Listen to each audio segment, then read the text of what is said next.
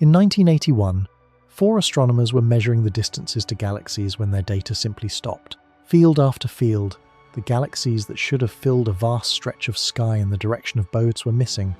Not faint, not hidden behind dust, absent. Where their maps predicted dozens upon dozens of galaxies, they found almost none, across a gap so wide that light itself needs hundreds of millions of years to cross it.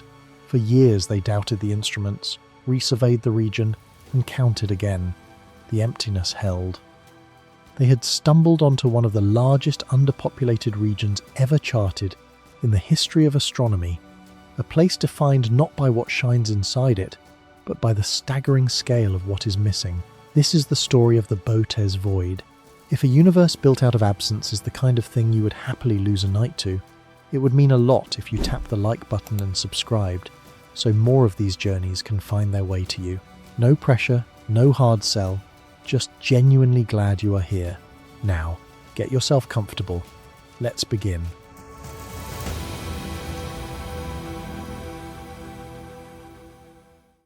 In 1981, a small group of astronomers was doing something that sounds almost tedious.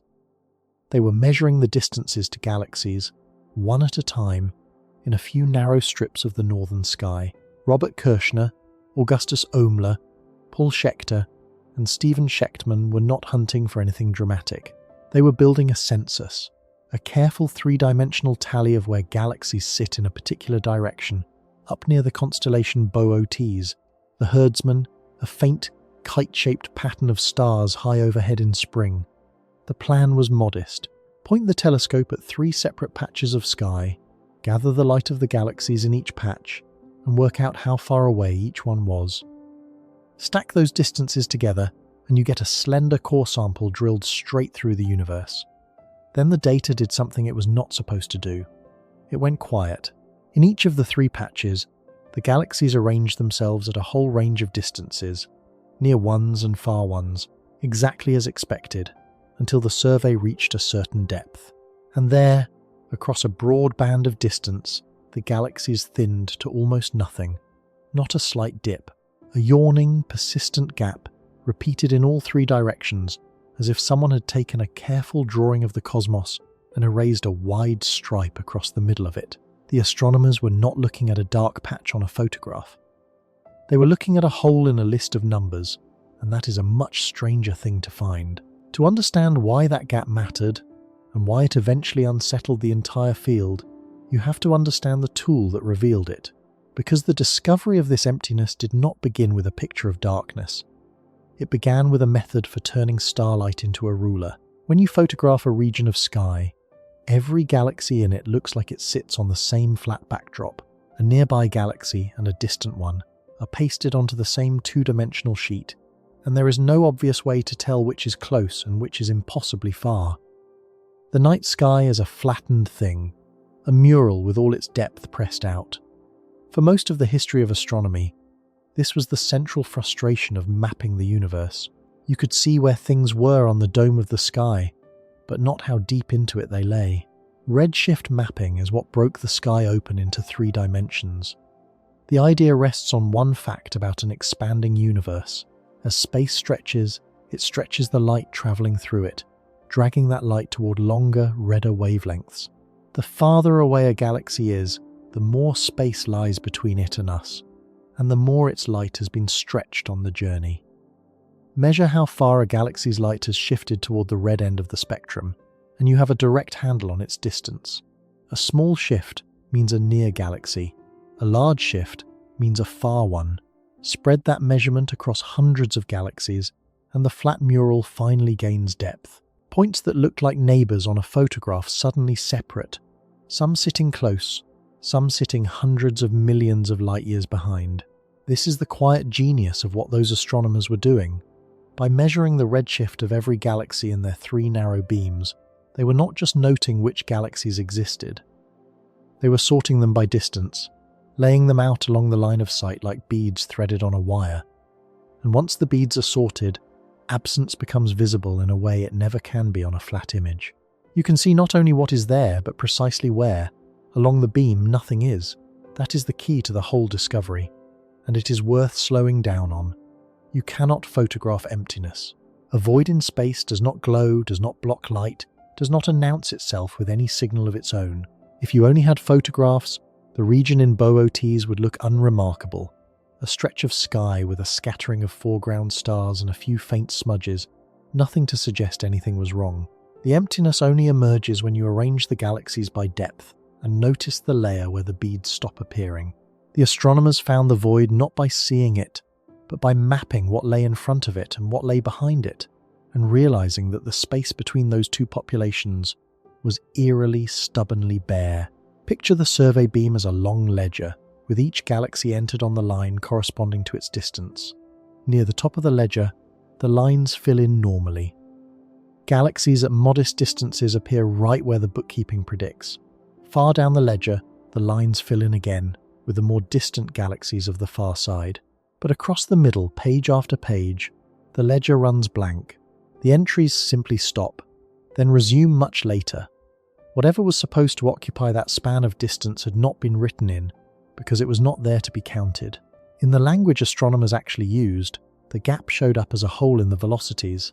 Redshift is usually quoted as a velocity, a speed of recession, because the stretching of light behaves much like the stretching of a sound from a receding source. The galaxies in the survey had recession velocities spread across a wide range, except in one band centered near 15,000 kilometers per second, where they almost vanished.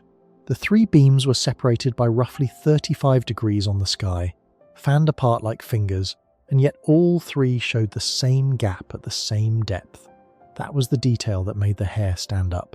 A single empty beam could be a fluke, a patch of sky that happened to be quiet.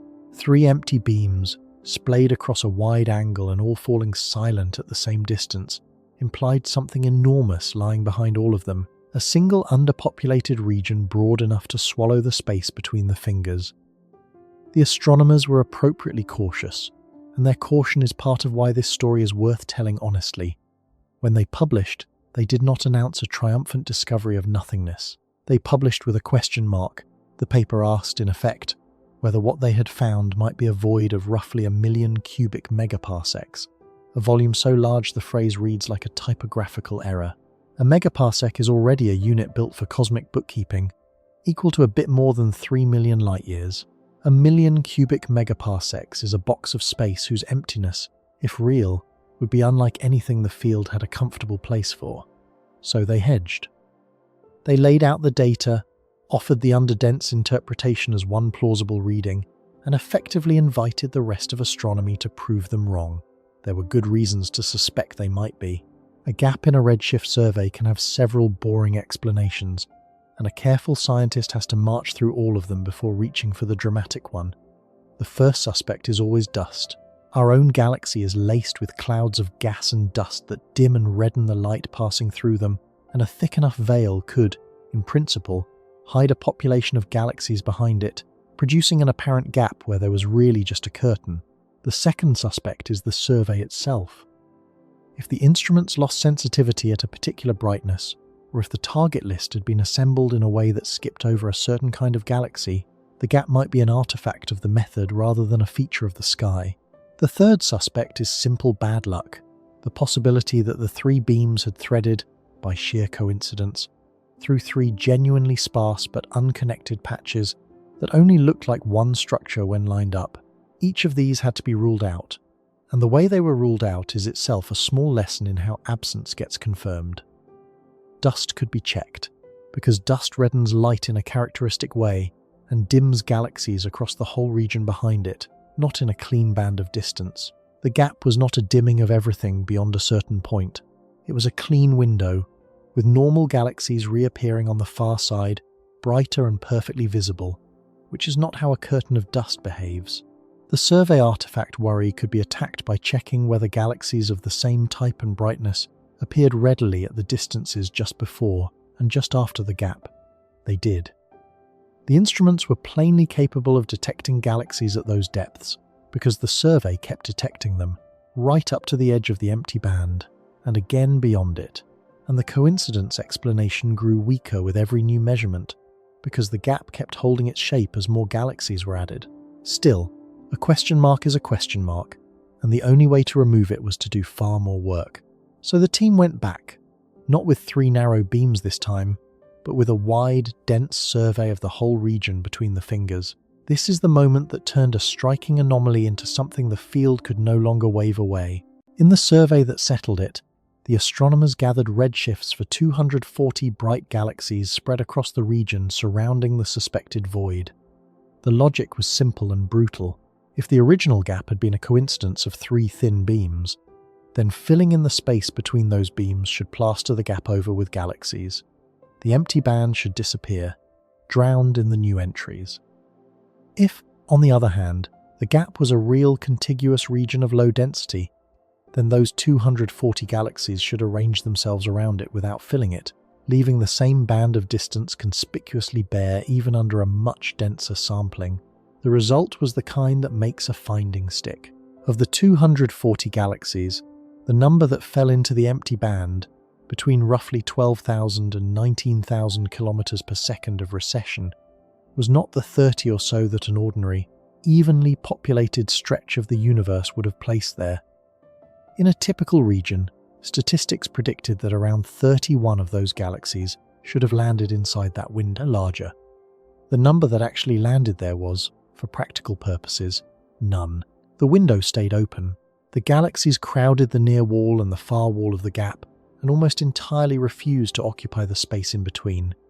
That was the moment the question mark came off.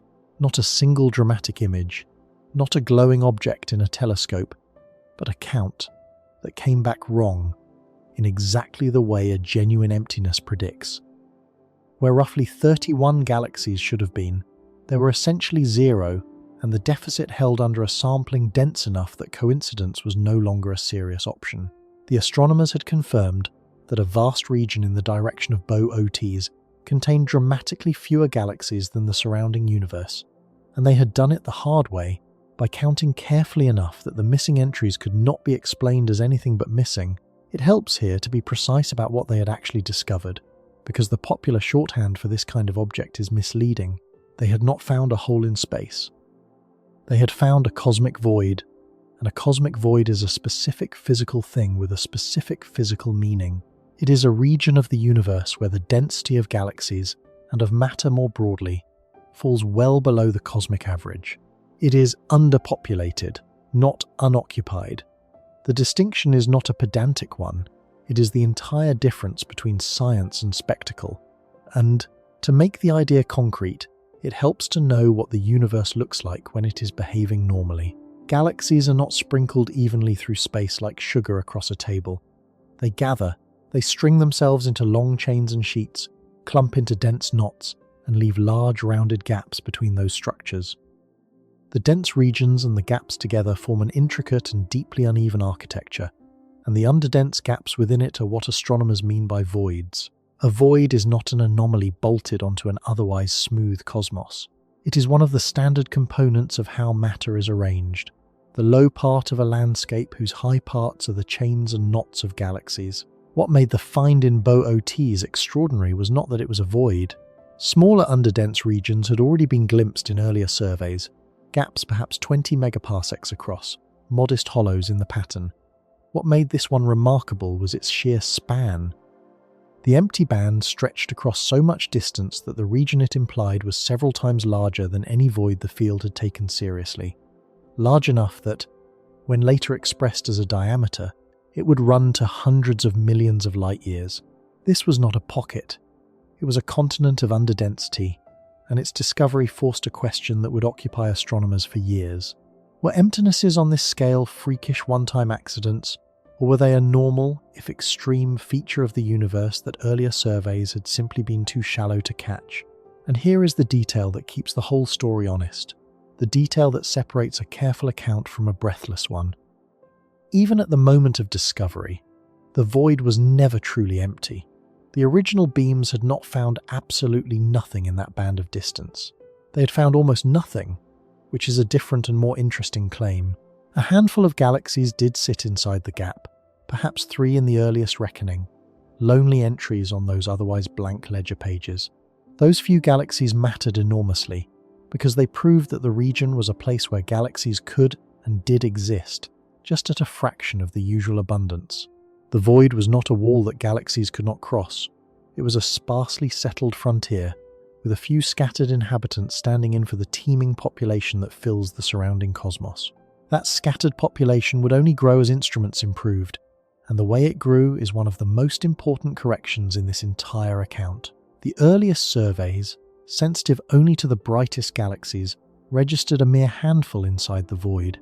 As telescopes and detectors got better, and as astronomers deliberately hunted for fainter and fainter objects in that direction, the count climbed. A study in the late 1980s listed 8 galaxies inside the region. By the early 1990s, the tally had risen to 27. Later work using infrared detection, which catches galaxies busy forming stars even when they are faint in visible light, pushed the number to roughly 50, and eventually the count of galaxies associated with the void settled at somewhere around 60. It became, for a while, almost a sport among astronomers, the hunt to find one more galaxy hiding in the Great Gap, and every galaxy they found made the same quiet point. The emptiness was real, but it was an emptiness of degree, not of kind. The deeper anyone looked, the more faint inhabitants emerged from the dark, which is exactly the opposite of what you would expect from a true hole. A hole stays empty no matter how hard you stare into it. This region kept yielding more galaxies the harder it was searched, the unmistakable signature of an underdense place rather than a vacant one.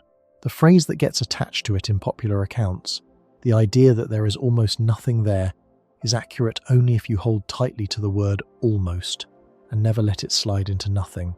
So by the time the dust settled on the discovery, the picture was clear in its outlines and tantalizing in its gaps.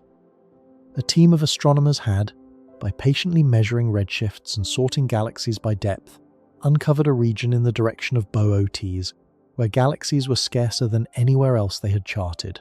They had confirmed it not with a photograph of darkness, but with a census that came back short, a count of galaxies that fell catastrophically below what an ordinary stretch of universe would supply. They had ruled out the dull explanations, dust and instrument and coincidence, and they had watched a few stubborn galaxies inside the gap testify that the place was underpopulated rather than dead. They had even pinned down roughly where it sat, with its centre lying some distance out along that line of sight, and its near and far walls bracketing a wide span of cosmic depth. The discovery, striking as it was, landed in a field that did not yet have a comfortable place to put it. In the early 1980s, a void of this size was close to an embarrassment.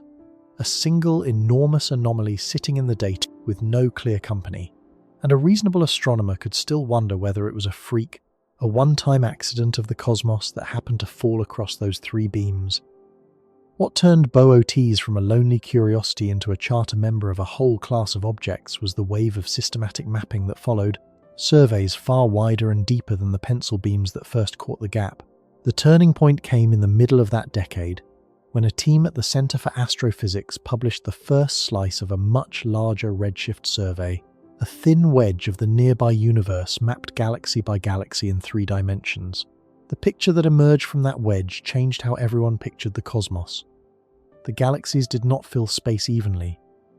They lay along the edges of great rounded emptinesses, as though the universe were a mass of soap bubbles packed together, with the galaxies stretched thin across the bubble surfaces, and the interiors swept nearly clean. Voids were everywhere in that map.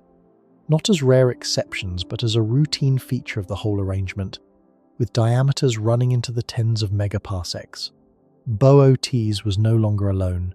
It was simply the largest and most dramatic example of something the universe did constantly.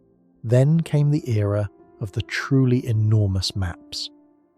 As the new century opened, the Sloan Digital Sky Survey began charting the positions of galaxies not by the hundreds or thousands, but by the hundreds of thousands, building 3-dimensional atlases of the nearby universe of a scale the discoverers could only have dreamed of. In those atlases, the cosmic web stood out in full, its dense filaments and clustered knots threading between voids beyond counting. The voids, it became clear, were not occasional gaps in an otherwise filled cosmos. They were most of it. Taken together, the underdense hollows occupy the great majority of the volume of space, with the galaxies and their structures crowded into the relatively thin walls and threads that wrap around them. The universe, on its largest scales, is mostly emptiness, and the matter we can see clings to the boundaries between one emptiness and the next. Set against that backdrop, the Boötes Void underwent a quiet but important change of status. When astronomers returned to it with better data and reanalyzed its interior in detail, mapping its density profile rather than merely confirming its gap, they found something almost reassuring. For all its size, the void's character was not exotic.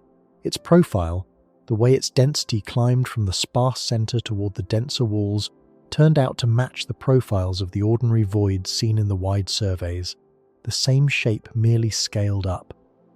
Boötes was not built by some special process unavailable to smaller hollows. It was a normal void that happened to be very large, an extreme draw from the same distribution that produced every other emptiness in the maps. That reframing matters more than it might appear. It is the difference between an anomaly and an example. An anomaly threatens a theory. It sits outside the pattern and demands a special explanation. And for a few years, a void this large flirted with being exactly that kind of threat. A structure almost too big for the standard account of how the universe assembles itself to comfortably produce. But once the wide surveys revealed that voids are common, that they dominate the volume of the cosmos, and that Boötes shares the ordinary shape of its smaller kin, the threat dissolved. The void stopped being a problem to explain away and became a confirmation, the most vivid local instance of a feature the universe produces everywhere. Its very existence, far from straining the picture, became evidence for it. It is worth pausing on the question the discoverers themselves had raised, because the wide surveys answered it directly. They had asked, in effect, whether emptinesses on this scale were freakish accidents or a normal feature of the universe that shallower surveys had simply been too thin to catch. The maps returned a clear verdict. They were normal. The earlier surveys had missed the voids not because the voids were rare, but because narrow beams and shallow catalogues are poorly suited to revealing large regions of absence, which only become obvious when you map a wide volume densely enough to see the galaxies arrange themselves around the hollows. Once the volume was mapped, the hollows were unmistakable and they were legion. The shock of 1981 had not been the discovery of a freak. It had been the first clear sighting of a feature written across the entire cosmos, and the mapping has never really stopped. Each new generation of surveys has charted deeper and wider, refining the catalogue of voids and sharpening the boundaries of the ones already known, Boötes among them. The region that began as a gap in 3 pencil beams has been revisited again and again, each pass adding galaxies to its sparse interior, tightening the estimate of its extent and fixing its place more firmly within the surrounding web of walls and filaments. The void did not change. Our map of it did, growing steadily more detailed as the instruments grew more capable, until the rough sketch of the discovery years became the carefully bounded structure we can describe today. What they had not yet done was take its full measure. Confirming that the gap was real is not the same as knowing how large it truly is, how deep its emptiness runs, or how its scarcity compares with the crowded structure pressing in on every side. The early numbers were first estimates, drawn from beams that sampled the region rather than mapping it whole, and first estimates of something defined by absence are slippery things. The boundaries of a void are not crisp lines but gradual fadings, and where you decide to draw the edge changes the size you report. Every later survey that turned its instruments toward Boötes would refine the figures, and the region would prove, on closer inspection, even more striking than the discovery papers had dared to claim. The astronomers had found the silence. Now the work of measuring it could begin, and to grasp why a region defined by what it lacks could rattle the people who study the universe for a living, you first have to confront, in plain and honest numbers, just how staggeringly large that silence really is. The first thing to understand about the size of the Boötes Void is that there is no single honest number for it. Open 10 different sources, and you will find the diameter quoted as 250 million light-years in one, 330 million in another, and various figures in between, all of them presented with the same confident tone. This is not a sign that someone is wrong. It is a sign of what kind of object we are dealing with. A planet has a surface, and you can measure its diameter to the meter. A star has an edge, blurry but definable, where its glowing gas gives way to space. The void has neither. It is a region of thinning. and the question of how wide it is depends entirely on how thin you insist the thinning must be before you are willing to call it part of the void. Change that threshold, and the number changes with it. So let us hold the headline figure loosely, the way the astronomers who study it do. The Boötes Void is roughly 330 million light-years across, with the honest understanding that this figure could reasonably be quoted smaller and that its precise value is a matter of definition rather than a fact waiting to be pinned down. Its centre lies approximately 700 million light-years from us, far enough that the light now arriving from that region left it long before there were humans to chart it, but near enough that it counts, in cosmological terms, as part of our own neighbourhood rather than the distant deep. The original surveys, working in the units astronomers prefer, set its radius at around 60 megaparsecs, a megaparsec being a little more than 3 million light-years. Translate that into a span and you arrive back at those hundreds of millions of light-years, with all the same wobble in the final digit. Even sitting with those caveats, the figure refuses to mean anything at first. 330 million light-years is not a distance the mind can hold. The number is too large to land. To make it land, you have to lay it against things that are themselves already enormous, and watch how badly they are dwarfed. Begin with a galaxy, because a galaxy is the largest object most people can even loosely picture. Our own Milky Way, the entire wheeling disk of 400 billion stars that contains every star you have ever seen with your unaided eye, measures roughly 100,000 light-years from edge to edge. That span already defeats intuition. Light, the fastest thing there is, needs 100,000 years simply to cross from one rim of our galaxy to the other. Now take that whole structure and ask how many of them you would have to set down side by side, rim touching rim, to bridge the Boötes Void. The answer is around 3,300. 3,300 complete galaxies, each one a 100,000 light-year city of stars, lined up in an unbroken chain, just to reach across the empty space from one side to the other, and along nearly that entire chain in the real void, there would be almost no galaxies at all to occupy the room. That comparison handles the raw width, but it still treats the void as though the relevant unit were a single galaxy. It is not. The relevant unit, when you study how the universe is built, is much larger than one galaxy, and the void dwarfs that too. Galaxies rarely live alone. They travel in associations, gravitationally bound families that move together through the cosmos. Our own Milky Way belongs to such a family, a modest collection of dozens of galaxies that span something on the order of 10 million light-years from one edge to the other. That is the scale of a galaxy group, a self-contained little township of galaxies. Drop one of those whole townships into the Boötes Void, and it barely registers.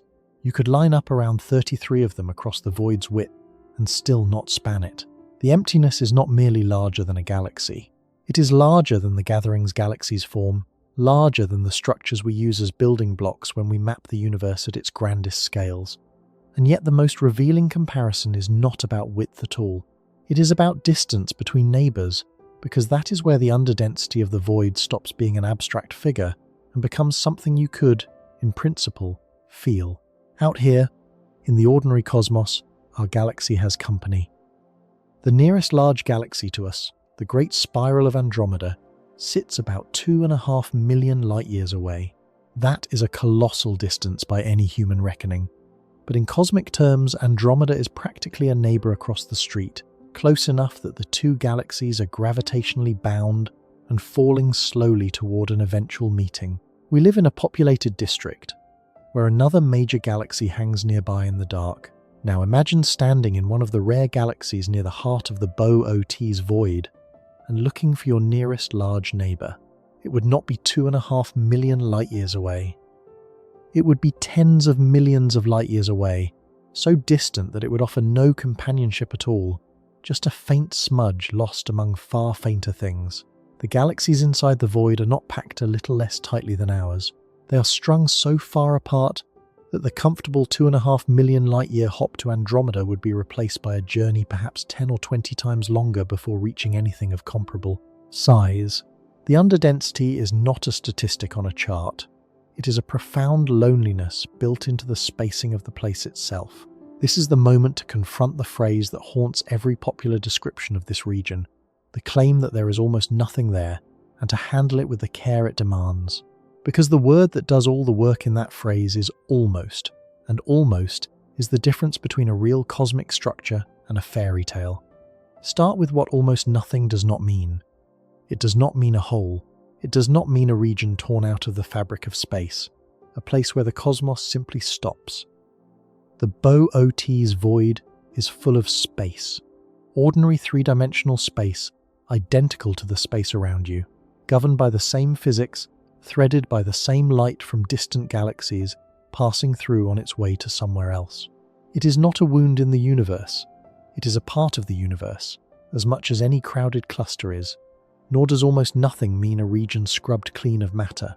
The void contains dark matter, the unseen substance that outweighs ordinary matter many times over, and provides the gravitational scaffolding on which everything else is arranged. The void's dark matter is thinner than the cosmic average, but it is there, woven through the entire volume in a faint, far-flung web. The void contains gas, the thin hydrogen that fills the spaces between galaxies everywhere, present here too, merely spread more sparsely. And the void contains galaxies, real ones, made of real stars, some of them busy forming new suns even in their isolation. The emptiness is an emptiness of degree. Everything that fills the rest of the cosmos is present in Boötes, just rationed. The honest way to express the density is to compare it to the surroundings, and here the figure most often cited is that the void holds roughly 1/10 the galaxy density of the regions around it. Approximately one galaxy where ordinary cosmic structure would supply about 10. That is a dramatic deficit. Dramatic enough to make the region one of the most underpopulated places we have charted. But it is a far cry from zero. Picture a stadium built to seat tens of thousands, and then picture it holding only a scattered few dozen spectators, lost in the vast banks of empty seats. The stadium is not empty. You could walk its aisles and meet people, exchange a few words, find pockets where 2 or 3 sit together, but the overwhelming impression would be of capacity unused, of a space built for a crowd and occupied by almost no one. That is the texture of the void's underdensity, not vacancy, but a haunting, conspicuous sparseness. The numbers behind that sparseness are worth stating plainly, because they are the bones of the whole story. The volume enclosed by the void is enormous, on the order of the million cubic megaparsecs that the discovery paper named, half as a measurement and half as a provocation. Fill that volume at the ordinary cosmic rate, and it should brim with galaxies, very roughly 600 of them, perhaps several hundred more depending on how you count. The number actually found inside it, after decades of increasingly determined searching, is around 60. Set those two figures beside each other, around 600 expected, around 60 present. That gulf is the void, expressed in the only terms that truly matter, a census that came back short by a staggering margin and stayed short no matter how hard anyone looked. That last point deserves its own emphasis, because it is the single fact that protects this story from sliding into nonsense. The count of galaxies inside the void did not stay at the 3 that the earliest beams detected.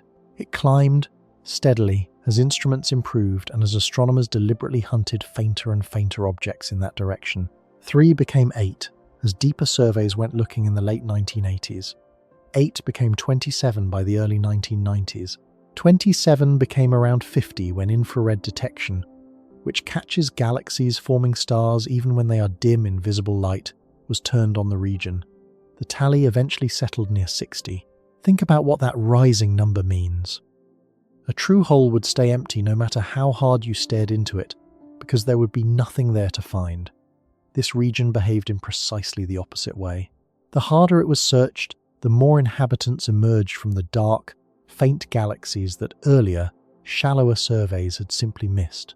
That is the unmistakable fingerprint of an underdense place rather than a vacant one.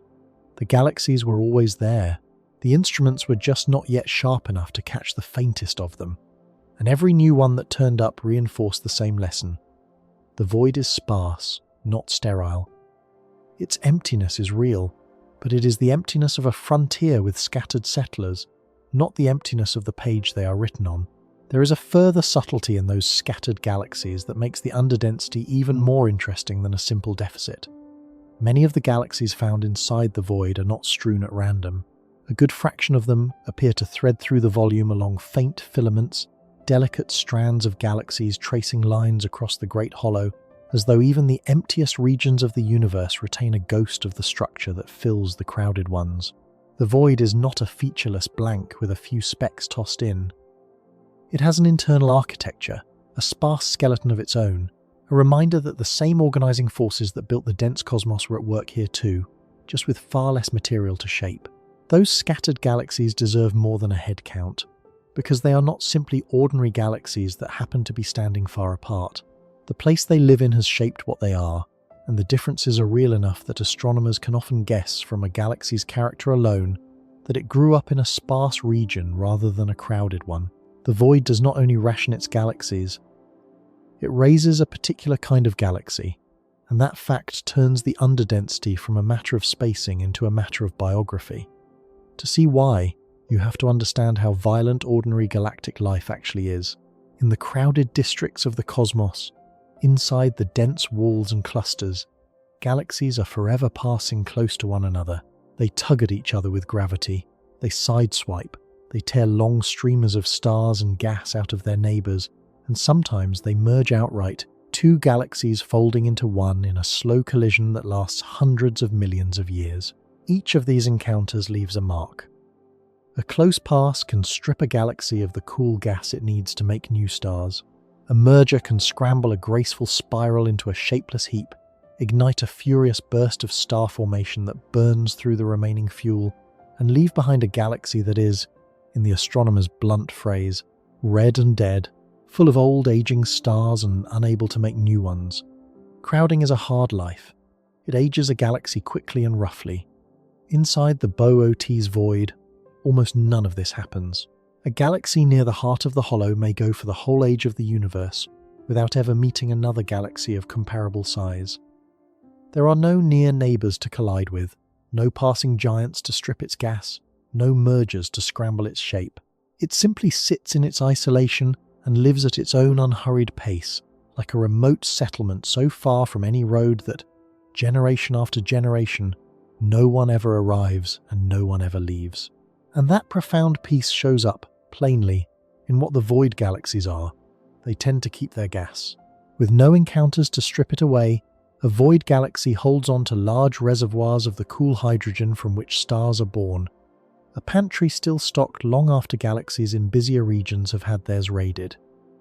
Because they keep their fuel, they keep making stars, slowly and steadily, rather than burning out. And because they are still forming stars, they stay blue, lit by the hot young suns that fresh star formation produces, where the long-settled galaxies of the clusters have faded to the red of an aging population. Void galaxies are, on the whole, bluer, more gas-rich, and more actively star-forming than their crowded cousins, the cosmic equivalent of a community that never stopped having children. They also tend to keep their shapes. A galaxy that has never suffered a major merger can hold the orderly form it was born with, a turning disk, a set of spiral arms, or the loose, irregular outline of a small galaxy that has simply never been disturbed. Astronomers studying the void have found galaxies with strikingly undisturbed structures, smooth disks rotating quietly, untouched by the gravitational batterings that warp and distort galaxies in denser places. In that sense, the void is a kind of preserve, where galaxies survive in something closer to their original condition, sheltered from the demolition that crowding inflicts. And they tend to be small. The void is dominated not by grand spirals, but by dwarf galaxies, modest islands of a few billion stars or fewer, because the underdense scaffolding of the region rarely gathered enough material in any one place to build something larger. The few sizable galaxies that do exist inside it are the exceptions. The typical resident is a small, quiet, gas-rich dwarf, evolving so gently that it still resembles, in some respects, the kind of galaxy that was common in the universe's younger days. There is even a subtle puzzle in their chemistry. Because they form stars slowly and rarely merge, void galaxies should be poorer in the heavy elements that generations of stars cook up and scatter, and they are somewhat poorer but by less than the simplest expectations predict, a small discrepancy that hints at how much there still is to learn about how galaxies live in isolation. None of this changes the headline fact that the void is underpopulated, but it deepens it in a way that matters. The emptiness is not just a thinner sprinkling of the same galaxies we see everywhere else. It is a different neighborhood, with a different way of life, raising a gentler, bluer, more youthful population that has been spared the rough handling of the crowd. The void's galaxies are not merely lonely, they are marked, in their gas and their colour and their unbroken shapes, by the very loneliness that defines the place. And that makes them precious, because a sparse environment, undisturbed across cosmic time, is one of the cleanest natural laboratories the universe offers for studying how a galaxy behaves when it is simply left alone. All of which brings us to the hardest conceptual problem this region poses, the one that makes it genuinely difficult to describe in a way that is both vivid and true. How do you draw the boundary of a thing defined by what it lacks? A galaxy you can outline, more or less, by following its light. A cluster you can bound by the reach of its gravity. But a void has no surface, no membrane, no line where the inside becomes the outside. Its density does not drop off a cliff at some definite radius. It tapers, move outward from the void's center, and the galaxies do not stay absent until a sudden wall and then resume. They thicken gradually, a few more here, a few more there, the sparseness easing by degrees until, at some ill-defined distance, you would have to admit you are no longer in the void but in the ordinary cosmos again. The trouble is that no two astronomers need agree on exactly where that admission becomes mandatory. Think of a clearing in a vast forest. At the center, open ground, no trees at all. Walk toward the forest body and the trees begin. First one or two standing alone in the grass, then a scattering, then a thickening stand, until at last you are unambiguously among the trees. Now try to mark the precise line where the clearing ends and the forest begins. You cannot, not without choosing an arbitrary rule, such as the point where the trees grow closer than some particular spacing. Two people walking the same ground would plant the boundary stake in different places, and neither would be wrong. The clearing is real. Its edge is a matter of agreement. That is exactly the situation with the void. The underdensity is unmistakable. The diameter you assign to it depends on how thin the galaxies must grow before you call the region part of the hollow, and that is why the published figures wobble between 250 and 330 million light-years. They are not disagreeing about the universe. They are disagreeing about where to plant the stake. This gradient at the edges has a second consequence that is easy to overlook and important to state. The boundary's softness means the void blends into its surroundings, and its surroundings are not uniform either. On some sides, the void is hemmed by dense walls and chains of galaxies, the crowded structures against which its emptiness shows most starkly. The contrast between the void and those walls is part of what makes it legible at all. You notice the silence because of the noise pressing in around it. Were the entire universe as sparse as the void's interior, no one would have flagged Boötes as special. It stands out precisely because it is a deep, wide, quiet set within a cosmos that is, on average, considerably louder. It is worth pausing here to place the void among its peers, briefly, so that its scale is neither inflated nor diminished.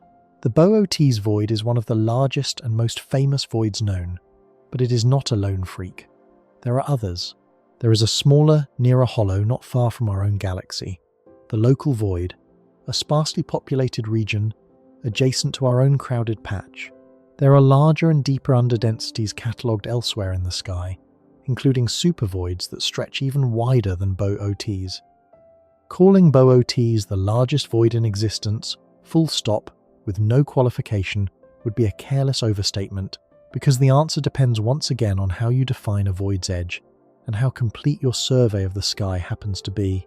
What can be said with confidence is more modest and more interesting. The Boötes Void is among the most striking underdensities we know, remarkable both for its size and for the historical accident that it was one of the first such regions discovered, the one that forced the field to take the existence of giant voids seriously. There is a second reason the numbers wobble, beyond the matter of where to plant the boundary stake, and it is worth naming because it is purely a matter of how the void is observed rather than how it is defined. Finding a void at all means counting galaxies, and the count depends on which galaxies you are able to count. Different surveys reach different kinds of galaxy. One method, tuned to galaxies busy forming stars, lights up objects that another method, sensitive only to older starlight, would miss entirely. Depending on which tracer you use to map the hollow, you will catch a slightly different population inside it, and so arrive at a slightly different picture of how empty it really is and how far its emptiness extends. The problem is sharpened by distance. The Boötes Void is far enough away that mapping it pushes against the limits of any survey, and those limits are not even across the volume. The near side of the void, the wall closest to us, is easier to chart than the far side, simply because galaxies grow fainter and harder to detect the deeper into space you look. A survey that comfortably catches the galaxies on the near wall may be straining to register the faintest galaxies on the far one, which means the far boundary is always somewhat less certain than the near one. The void is being measured in effect through a window that grows foggier toward its back edge, and the foggier the window, the more the reported dimensions depend on exactly how hard the survey could see. Put those two effects together, the choice of tracer and the unevenness of reach, and the spread in the published figures stops looking like disagreement and starts looking like honesty. The astronomers quoting different diameters are not contradicting one another, so much as reporting what their particular instruments, tuned to their particular galaxies, could make out of a region that resists being pinned down. The wobble in the numbers is not a flaw in the science. It is the fingerprint of how genuinely difficult it is to take the measure of something defined by what is missing, observed across hundreds of millions of light years through the limited apertures we have. So let us gather the real measure of this emptiness, with all its honest uncertainty intact. We have a region roughly 330 million light-years across, though that figure floats with the definition you choose. Its center lies about 700 million light-years away. Across it, you could lay some 3,300 galaxies the size of the Milky Way, or some 33 entire galaxy groups, and still not bridge the gap. Inside it, the rare galaxies are spaced not the comfortable 2.5 million light-years of our own neighborhood, but tens of millions of light-years apart, an isolation woven into the geometry of the place. Its galaxy density runs at roughly 1/10 the surrounding cosmos, and yet it holds around 60 known galaxies, a number that climbed as instruments sharpened, threaded in places along faint filaments, embedded in a thin web of dark matter and gas. The whole region, not a hole, but a profoundly underfurnished room in the larger house of the universe. That is the scale of the silence, stated as plainly and as honestly as the data allow. And stating it that way exposes the question that the size alone cannot answer, the question that has been waiting underneath every figure so far. A region this vast and this empty did not simply happen to be quiet. Emptiness on this scale is not the absence of an event, but the product of one. Something gathered the matter that should have filled those 330 million light-years and carried it elsewhere, leaving the great hollow behind as the negative imprint of where everything went. The void is not a place where nothing happened. It is a place that was made, hollowed out by the same patient forces that piled the rest of the cosmos into walls and clusters and chains. To understand the Boötes Void, then, we can no longer simply measure it. We have to ask how the universe builds such a thing in the first place, and the answer reaches all the way back to the faintest ripples in the infant cosmos. A void is not a thing that happens to a region of space. It is a thing the universe does to a region of space, patiently, over billions of years, using the same forces that build everything else. To understand the Boötes Void, you have to stop thinking of it as a hole that was somehow punched into the cosmos and start thinking of it as a sculpture, carved by the slow withdrawal of material toward the structures around it. The emptiness is the negative space of a sculpture whose positive forms are the galaxies, the chains, and the great walls that hem the void in. And like any sculpture, it began with a nearly featureless block. That block was the early universe, and the first thing to grasp about it is how astonishingly smooth it was. When the cosmos was young, only a few 100,000 years past its beginning, it was a nearly uniform sea of matter and radiation, the same in every direction to a precision that still amazes the people who measure it. There were no galaxies, no stars, no walls or voids, nothing but a vast, warm, almost perfectly even fog. If you could have stood inside it and looked around, you would have found no structure to fix your eye on, just the same faint glow stretching everywhere alike. The universe we live in now, with its dazzling unevenness, its crowded clusters and yawning hollows, was not present in that early fog. It had to be grown from it. And the seeds from which it grew were almost laughably small. Almost, but not quite. Uniform. Threaded through that smooth early sea were the faintest imaginable ripples. Regions where the density of matter was a hair above the average, and regions where it was a hair below. The size of these ripples was minuscule, departures from perfect evenness of roughly 1 part in 100,000. Imagine a still pond whose surface is level everywhere to within the width of a single hair, and you have some sense of how gentle these primordial undulations were. They were so slight that they would have been utterly invisible to any casual glance. And yet every galaxy, every cluster, every wall, and every void in the universe today, including the great hollow in Boötes, traces its lineage directly back to those whisper-thin variations. They were the blueprint, drawn so faintly it could barely be read, of everything that would follow.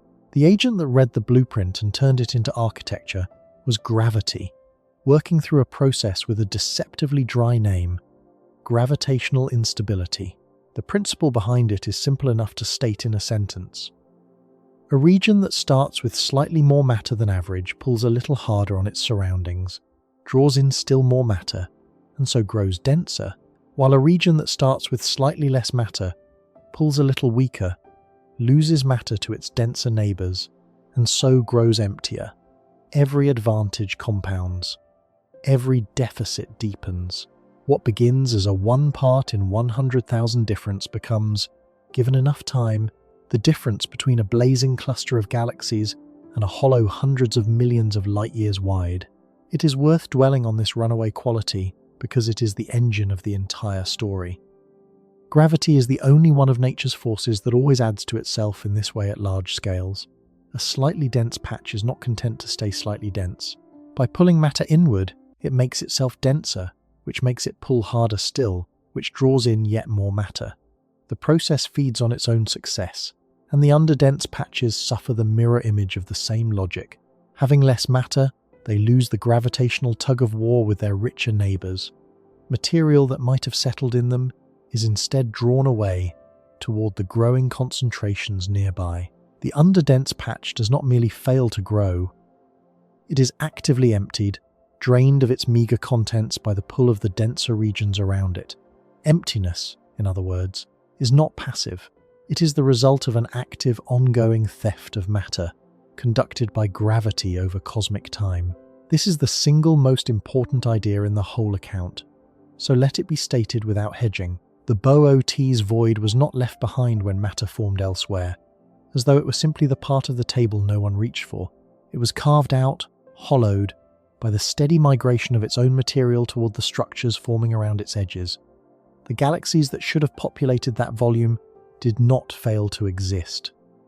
Their raw material was pulled away before it could ever gather there, siphoned off toward the denser surroundings that were winning the competition for matter. The void is the place from which the universe drained, and the walls and chains that border it are, in part, where that drained material went. To picture the process fairly, set aside any image of things rushing violently across space. This is a stately migration, almost imperceptibly slow, conducted over billions of years.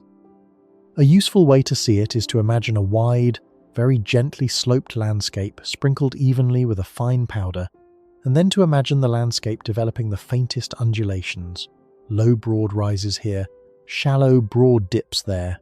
Over an immense span of time, the powder creeps, grain by grain, off the rises and into the dips, not because anything pushes it, but because the slope, however gentle, always favours the low ground. In the cosmic version, the slopes are not made of rock, but of gravity, and the favoured low ground is the dense region rather than the geometric valley, but the essential picture holds. Matter creeps, over eons, away from the regions that will become voids and toward the regions that will become walls and clusters. Run that creep forward for the age of the universe, and you do not get a smooth landscape. You get a dramatically uneven one, with deep, dense ridges and broad swept-clean basins between them. The swept-clean basins are the voids, and the dense ridges are the threads of a structure so grand it has its own name, the cosmic web. This is the true architecture of the universe at the largest scales, and the Boötes Void cannot be understood apart from it. The cosmic web is the pattern into which all of the universe's matter has arranged itself under the long action of gravity, and it has a handful of distinct components, each playing a role in the drama of the void. At the richest points of the web sit the nodes, the dense knots where matter has piled up most successfully. These are the great clusters of galaxies, the crowded downtowns of the cosmos, where hundreds or thousands of galaxies gather in the deepest gravitational wells. Reaching out from these nodes run the filaments, long slender bridges of galaxies and gas strung between one knot and another, the highways of the web along which matter and galaxies are channeled toward the nodes. Spread between some filaments are the walls, broad thin sheets of galaxies, vast membranes of structure that can stretch for hundreds of millions of light years while remaining comparatively thin. And bounded by these nodes, filaments and walls are the voids, the great rounded hollows that occupy most of the volume of the universe, the low country of the cosmic landscape into which almost nothing was left after gravity finished its sorting. Hold that picture in mind, and the Boötes Void snaps into its proper place. It is not an anomaly bolted onto an otherwise orderly cosmos. It is one of the web's voids, one of the hollows that the web requires by its very nature. You cannot pile matter into dense filaments and clustered nodes without leaving large, emptied regions between them. The walls and the voids are two faces of the same process, the crowding and the clearing produced by the same patient gravitational sorting. Where the web is rich, you find a cluster. Where the web has been swept bare, you find a void. Boötes is simply one of the largest and emptiest of those swept bare basins, a place where the clearing ran especially deep and especially wide. None of this sorting, however, could have produced structures so grand on the time available if ordinary matter were all there was. And this is where the unseen partner in the whole enterprise must be introduced, the substance that does most of the gravitational work in the universe without ever emitting a flicker of light. Dark matter is the scaffolding on which the visible cosmos is hung, and it is the true sculptor of voids. Dark matter outweighs the ordinary matter of stars and gas by a wide margin, several times over, and yet it neither shines nor blocks light nor interacts with ordinary matter in any way, except through gravity. It is detectable only by the pull it exerts, the way it bends the paths of stars and galaxies, and the way it shapes the growth of structure. For the story of the void, its importance is enormous, because dark matter began clumping under gravity earlier and more freely than ordinary matter could. Ordinary matter in the young universe was caught up with radiation and resisted collapse for a long while, sloshing rather than settling. Dark matter, indifferent to that radiation, was already responding to those faint primordial ripples, already beginning the slow migration off the underdense regions and into the overdense ones, while ordinary matter was still held back. By the time ordinary matter was free to gather, dark matter had laid down the framework, the invisible web of ridges and basins into which the visible matter then flowed. So the cosmic web is, at heart, a dark matter web, with the luminous galaxies merely tracing its densest threads like droplets of dew clinging to a spider's silk. The void in Boötes is, at heart, a dark matter void, a region from which the unseen scaffolding itself was drained. The galaxies are scarce inside it, not because galaxies specifically avoided the place, but because the underlying dark matter framework on which galaxies build was itself swept thin there. Where the scaffolding is sparse, few galaxies can be raised, and so the visible emptiness we measure is the faithful shadow of an invisible emptiness running beneath it. The thinness of the galaxies is a report on the thinness of the dark matter, and the thinness of the dark matter is the deepest physical fact about the void. There is a refinement to all of this that turns the picture from a static one into a living, evolving one, and it bears directly on how a void as enormous as Boötes could come to be. Voids are not born full-sized, they grow, and the leading account of how the very largest voids reach their staggering dimensions is that they grow not only by emptying, but by merging. Consider how the process must begin. The faint primordial ripples seeded underdense regions of many sizes, most of them small. As gravity went to work, each small underdense region began draining toward its surroundings, deepening into a modest void. So the early universe came to be dotted with many small hollows, each one emptying in its own neighborhood. But these small voids were not isolated. As each one expanded its emptiness outward, draining matter from a widening region, the thin walls of matter separating one young void from its neighbor grew steadily thinner. A wall of matter caught between two emptying voids is pulled in both directions at once, drained toward each of the growing hollows on either side of it. Negative wall is doomed. Over time it thins, frays, and finally fails. And when it fails, the two voids on either side are no longer two. They are one larger void, their separate emptinesses now joined into a single greater hollow. Run this merging forward across the age of the universe, and you can see how a giant like Boötes might assemble itself. It need not have begun as one vast hollow. It may well be the union of many smaller voids that emptied independently, then merged as the dwindling walls between them gave way, the small hollows flowing together into one great basin, the way separate puddles on a draining surface join into a single sheet when the ridges between them are worn down. This is offered as the leading explanation rather than a settled certainty, because the detailed history of any particular void is difficult to reconstruct, but it fits the physics cleanly, and it accounts naturally for how the largest voids grow so much larger than the small hollows the primordial ripples could seed on their own. The giant is, on this view, a confederation of the modest, a single emptiness woven from many. The merging picture also helps explain the faint internal structure noted earlier, the delicate filaments of galaxies that thread through the void rather than scattering at random.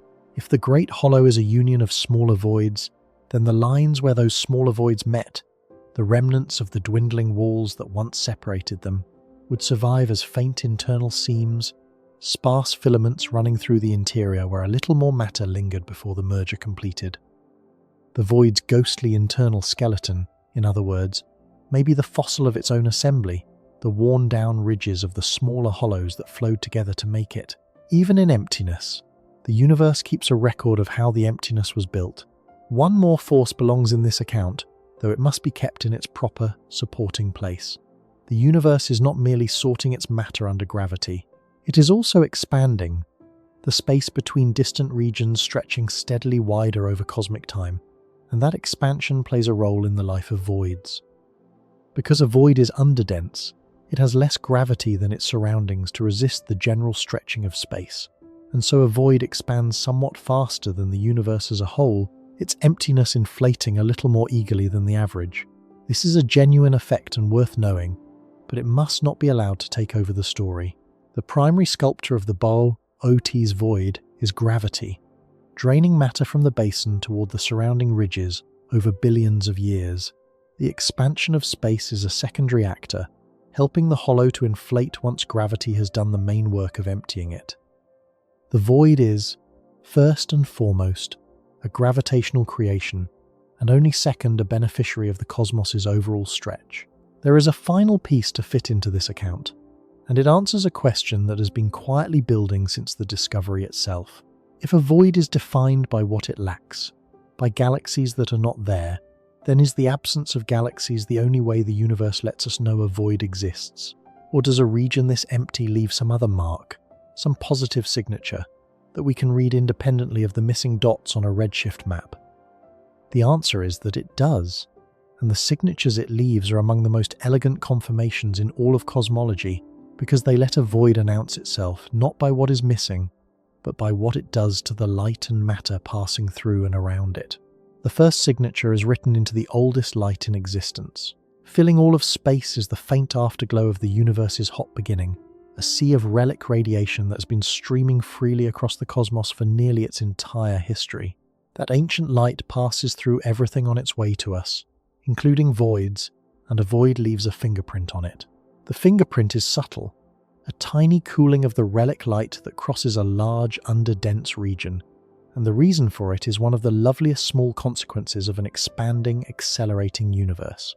Picture a cyclist pedaling up and over a gentle hill in the road. Climbing the near slope, gravity bleeds away their speed.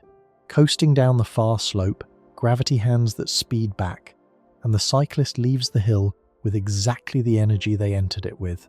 The two effects cancel.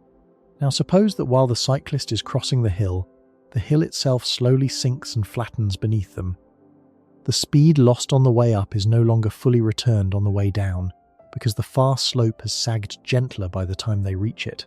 The cyclist arrives on the far side with slightly less speed than they started with. That is, almost exactly, what happens to a particle of ancient light crossing a void. The light climbs the void's gravitational rise, giving up a sliver of energy, and coasts down the far side, where it should win that sliver back. But across the long span of the crossing, the accelerating expansion of the universe has caused that gravitational rise to flatten, so the descent does not fully repay the climb. The light leaves the void with a touch less energy than it arrived with, which is to say, slightly cooler. Map the temperature of the ancient relic light across the sky, and the largest voids show up as faint cool patches, a positive detection of emptiness written in the chill of primordial light. The void betrays itself not by being dark, but by gently cooling the oldest glow in the universe as it passes by. The second signature is written into the motions of matter itself. We describe the void's formation as a long drain, matter creeping away from the hollow toward the denser walls and chains around it. That drain is not a finished, historical event. It is still going on, right now, and it can be measured. The few galaxies near the edges of a void are not sitting still. They are being pulled, gently and continuously, toward the dense structures that border the hollow, drifting outward from the emptiness toward the walls that ring it. Astronomers can detect this by comparing how fast a galaxy appears to be receding with how fast the smooth expansion of the universe says it should be receding, and reading the small mismatch as a real motion through space. Around large voids, those motions form a coherent pattern, a slow outward flow away from the emptiness and toward the surrounding density, exactly the living continuation of the drain that hollowed the void in the first place. The void is not only a thing that was made, it is a thing still being made, its emptiness still deepening as its remaining matter is drawn even now toward the richer regions outside. These two signatures matter for a reason beyond mere confirmation. They turn the void from a passive gap into an active instrument, one of the most useful tools cosmology has for studying the forces that govern the universe at the largest scales. Consider what makes a void special as a place to do physics.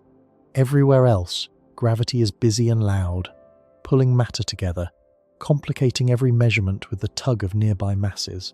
Inside a void, gravity is faint, because there is so little matter to exert it, and in that gravitational quiet, the other great actor in the cosmos, the dark energy that drives the accelerating expansion of space, is left to operate almost unopposed.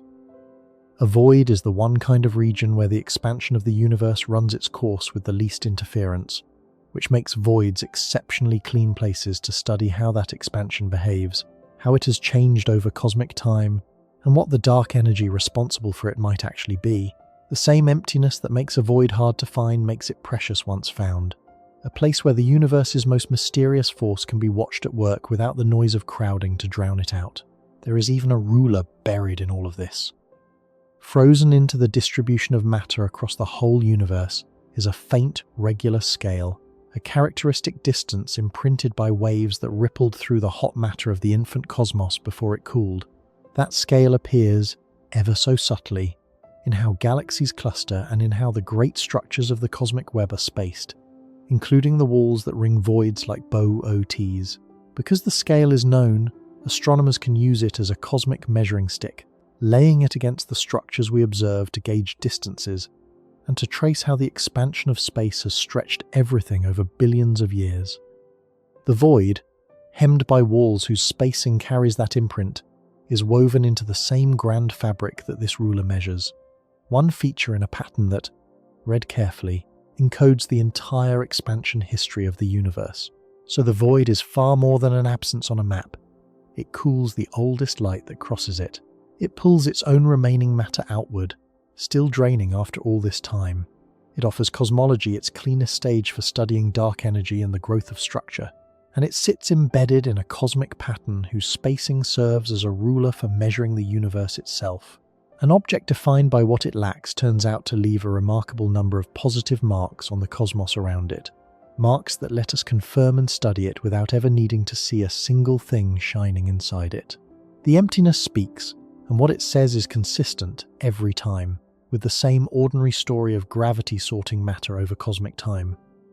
Now it is possible to assemble the full causal story of the void, the answer to the question that the sheer scale of the emptiness left hanging. The Boötes Void exists because the early universe carried, in its faint primordial ripples, a slightly underdense region in that direction. Gravity, acting first through dark matter and later through ordinary matter, amplified that slight deficit, draining material from the region toward the denser surroundings that were busy assembling into walls and chains and clusters. The underdensity deepened as the theft continued, the dark matter scaffolding within the region thinning, and with it the galaxies that scaffolding could support.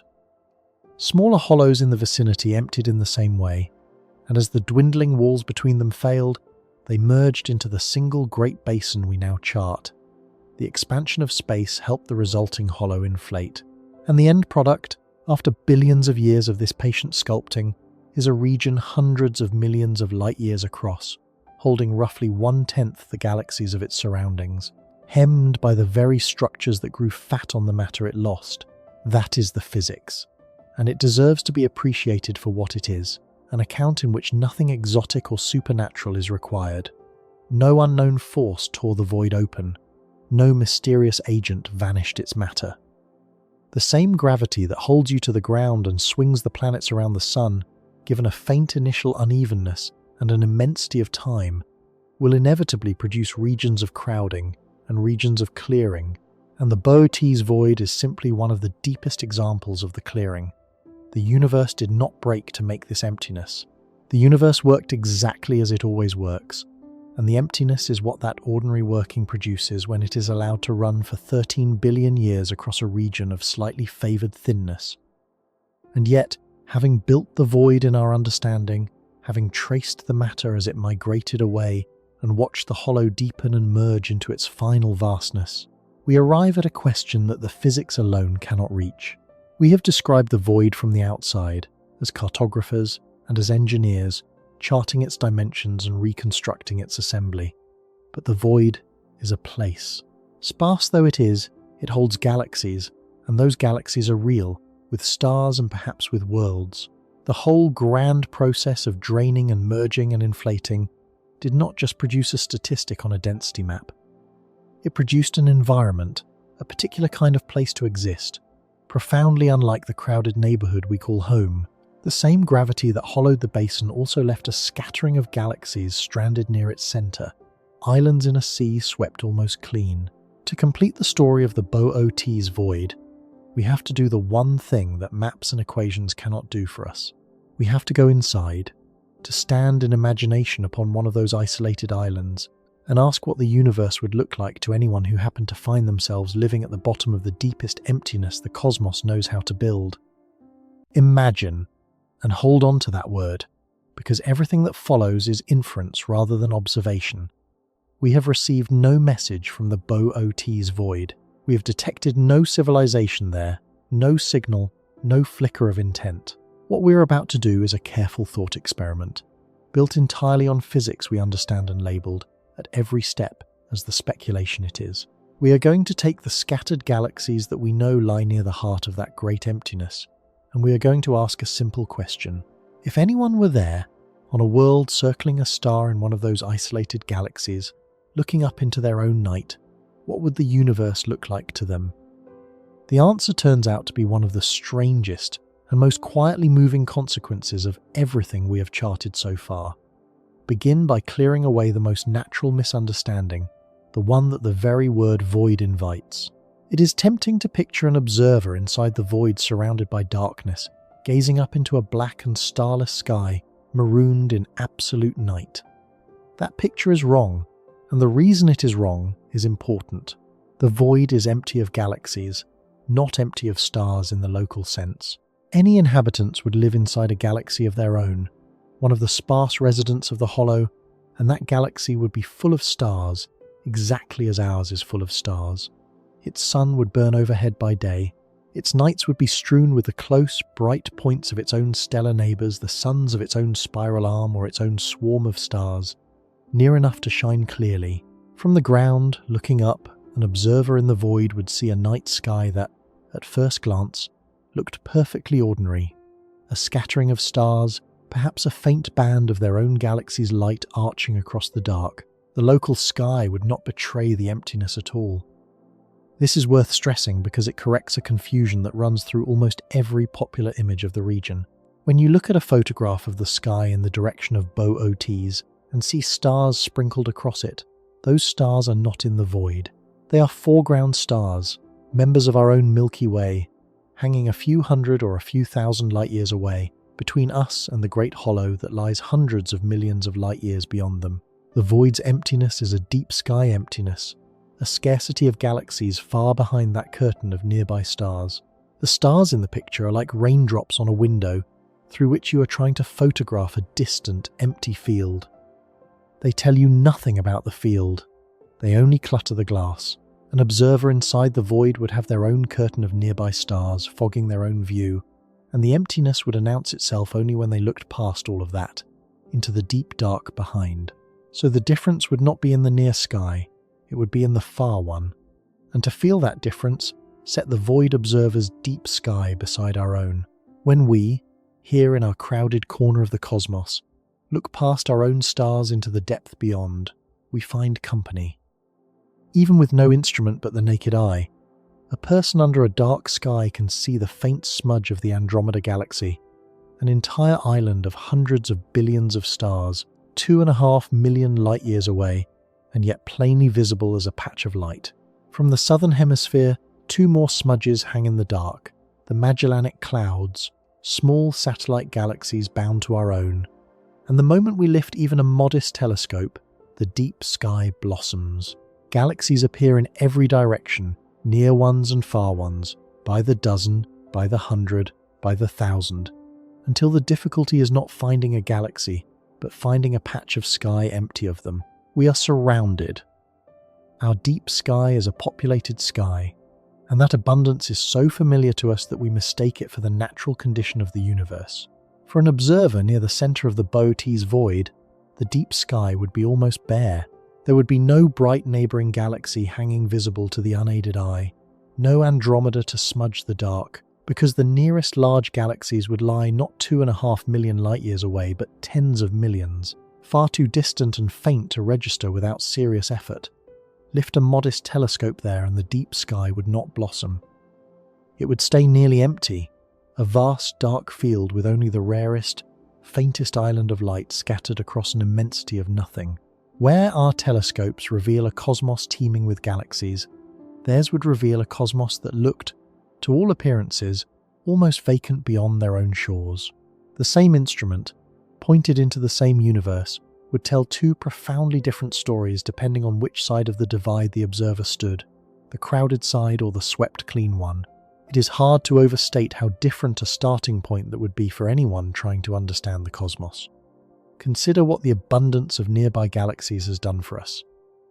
The galaxies around us are the signposts by which we learned almost everything we know about the universe at large. By measuring their light, their distances, and the stretching of that light, we discovered that the universe is expanding.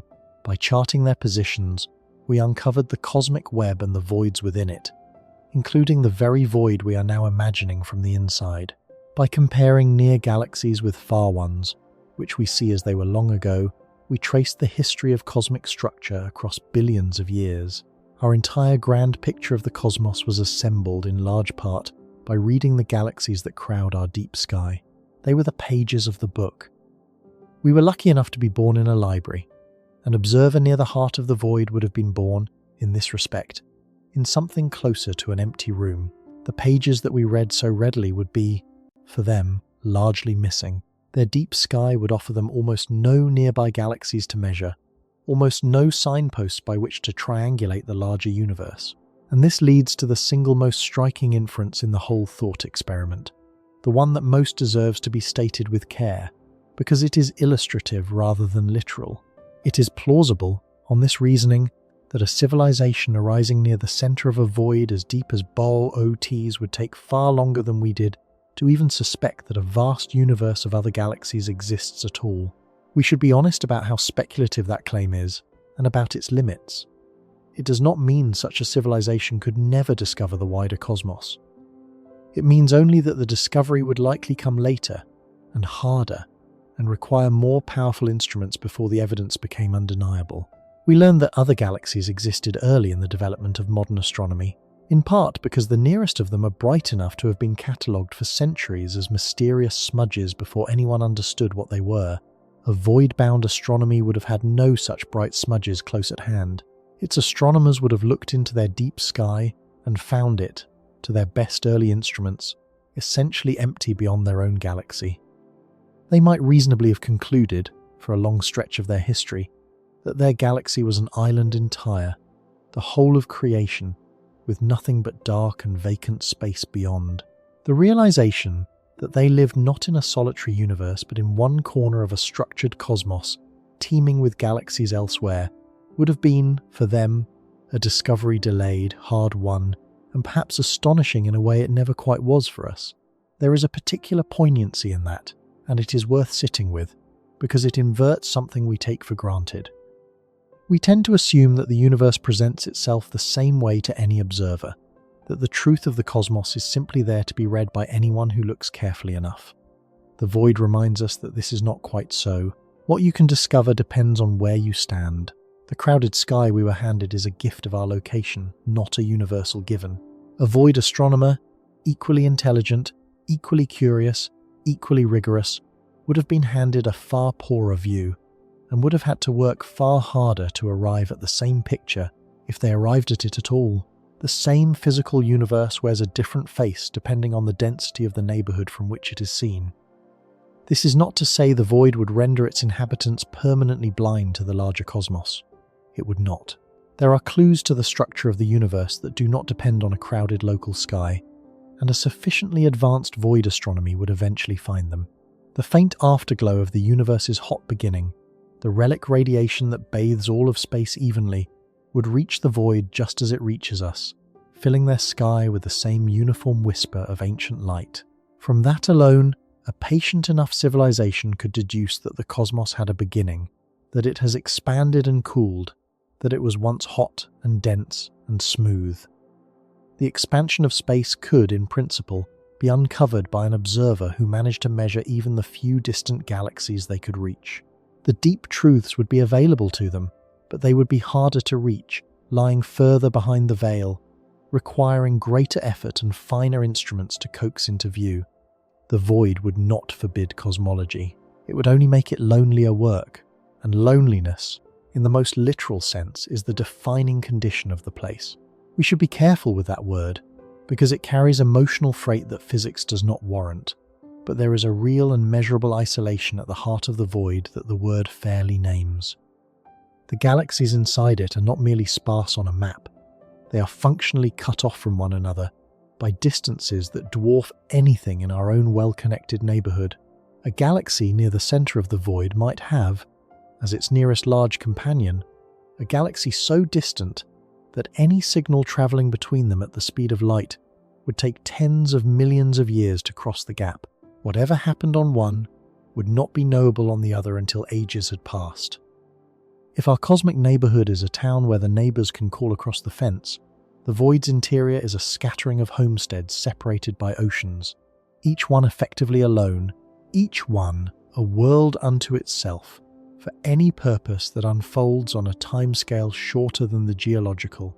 Picture a single lamp burning in the middle of an enormous darkened hall, so large that its walls are lost in the black and its other lamps, if there are any, are too far to make out. That is something like the situation of a galaxy near the void's centre. It shines. It is real.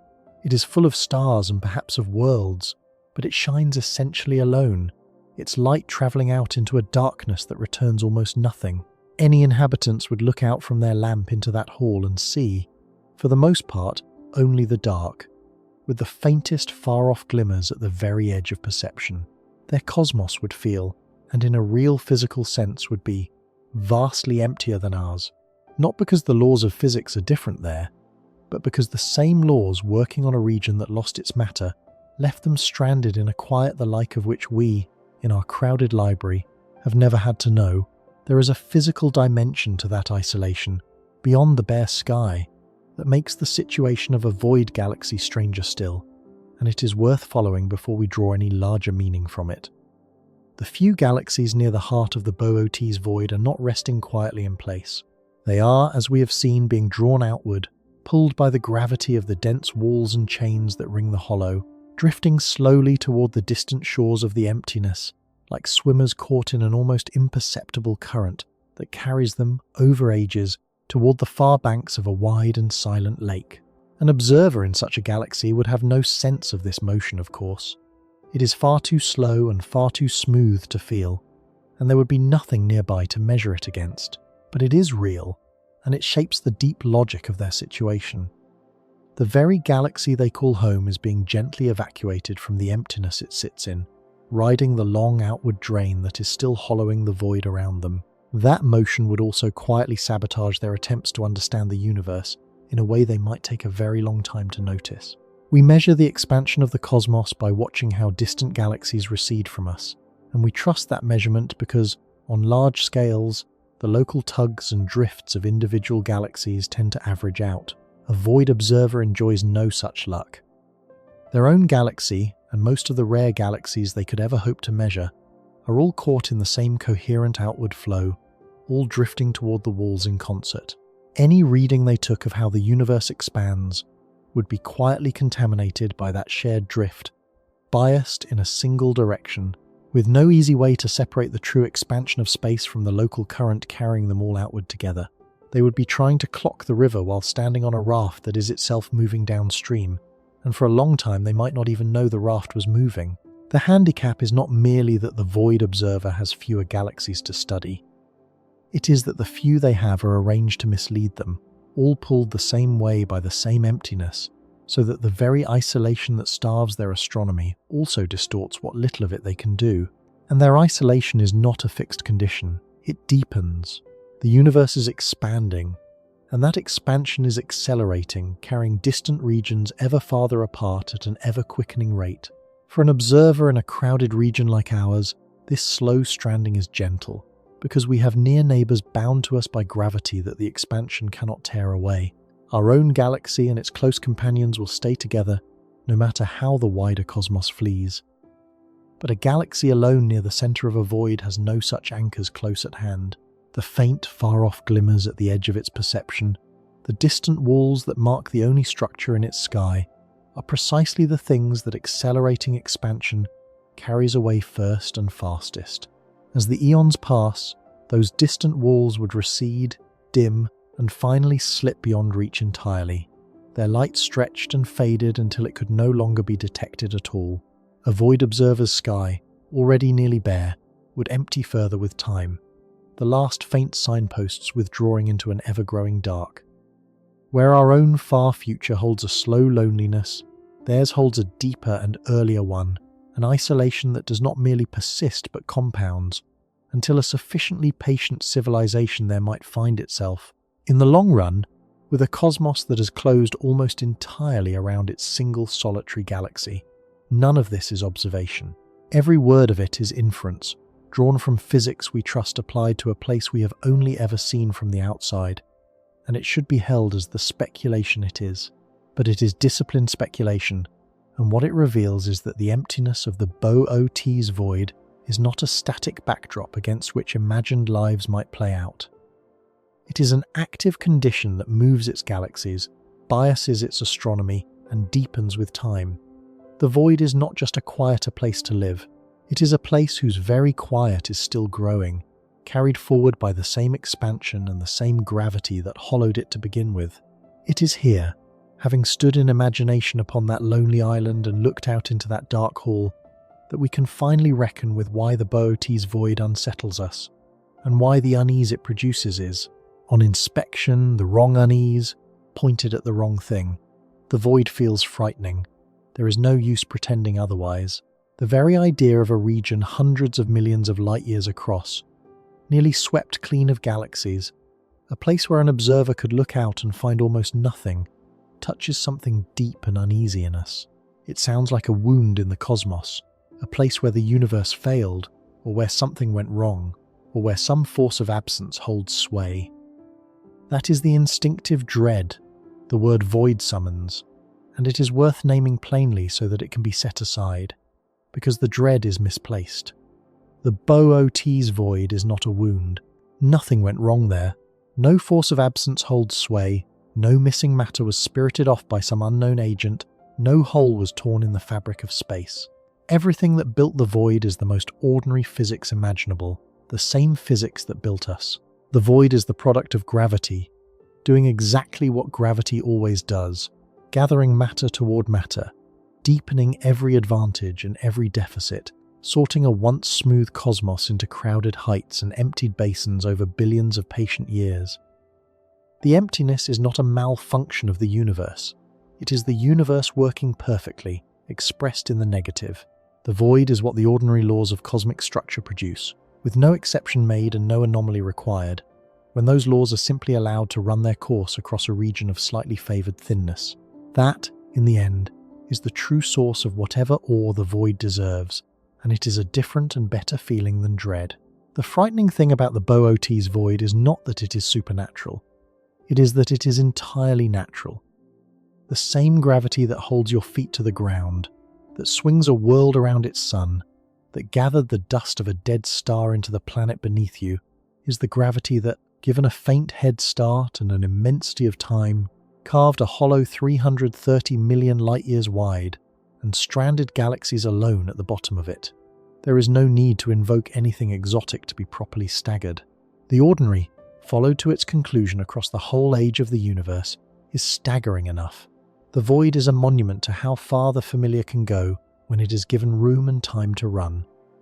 And there is a final turn, a quiet symmetry that the thought experiment hands back to us about our own place. We have spent these last stretches imagining what it would be like to live inside the emptiness, to be the lonely lamp in the dark hall, to be handed an almost vacant deep sky and the long, hard labour of discovering the cosmos from a position of scarcity. But the mirror runs both ways. To an astronomer somewhere out in the crowded walls and filaments that hem the void, our own neighbourhood and theirs are simply two readings of the same structured universe, one taken from a ridge and one taken from a basin. We are not at the centre of anything, neither are they. We happen to have been born in a rich district with a sky full of signposts, and they, in our thought experiment, in a poor one. Neither location is special. Neither is the true vantage from which the universe is meant to be seen. There is no such vantage. There is only the web, with its crowded ridges and its emptied hollows, and observers scattered wherever the matter was dense enough to make them, each reading the same cosmos through the particular accident of their address. That realization does not diminish the void. It completes it. The Boötes Void is not a thing standing outside the order of the universe, an exception to be explained away or a darkness to be feared. It is one of the clearest and most honest expressions of that order, the place where the universe's habit of gathering matter into some regions reveals itself most starkly in the regions left behind. You cannot have the crowded brilliance of a cluster without the swept silence of a void somewhere to pay for it. The walls and the hollows are written in the same sentence, by the same hand, in the same patient script of gravity over time. To look into the Boötes Void and understand it is not to look at a failure of cosmic structure. It is to look at cosmic structure itself, turned inside out, showing you the shape of creation by showing you the shape of what creation chose not to fill. So, when we say there is almost nothing in the Boötes Void, we can finally hear that sentence correctly, with the emphasis where it belongs. The almost carries the whole truth. There is matter there, and dark matter, and gas, and around 60 stubborn galaxies threaded along faint internal seams, each one a real island of real stars, any of which might, for all we know, hold someone looking back out into their lonely dark and wondering, as we wonder, what it all means. And the nothing that fills the rest is not an absence of physics, but a presence of it, the visible result of gravity gathering the matter elsewhere and leaving this great basin clean. The void is terrifying only until you understand it, and then it becomes something better than terrifying. it becomes the plainest evidence we have that the universe is not a scattering of stars in a uniform dark, but a structured, sculpted, living architecture in which emptiness is not the failure of the design, but one of its deepest and most defining features. The Boötes Void does not break the rules of the cosmos. It is the rules of the cosmos, carved into the sky on a scale almost too vast to bear, a hollow shaped by the simple, relentless, ordinary fact that where matter gathers, somewhere else must empty, and where the universe builds, somewhere else it must, forever sweep clean